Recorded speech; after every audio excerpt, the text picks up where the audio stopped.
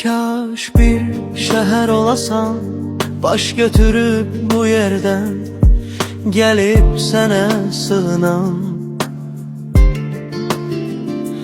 Bu sənsizlik çox çətin, məni yorub həsrətin. İndi halsız, yorğunam. Kaş bir dəniz olasan, sahilində dayanıb dərdlərimi danışam. Ürəyim çox darıxır, mümkün deyil əzizim, sənsizliyə alışam. Kaş bir külək olasan, dolasan otağıma, çıxmaz cınqırım səsim.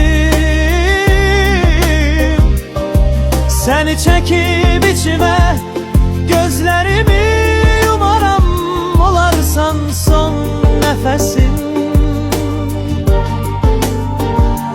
Kaş bir külək olasan, dolasan otağıma, çıxmaz cınqırım səsim.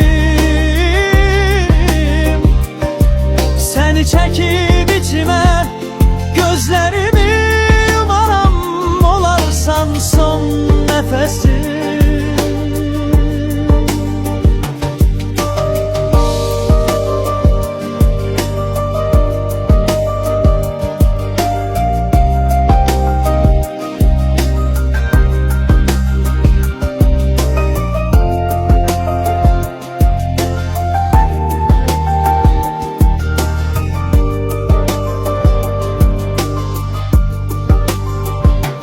Kaş bir şəhər olasan, baş götürüb bu yerdən, gəlib sənə sığınan.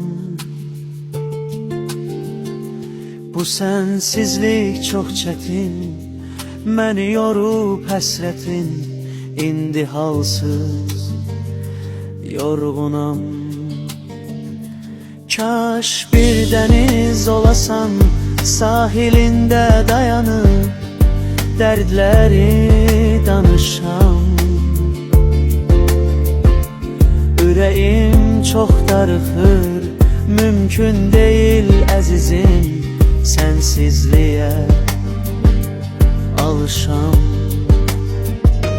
Kaş bir külək olasan, dolasan otağıma, çıxmaz cınqırım səsim.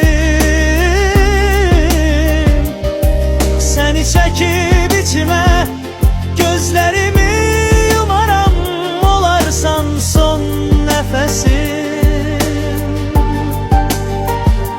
Kaş bir külək olasan, dolasan otağıma, çıxmaz cınqırım səsim.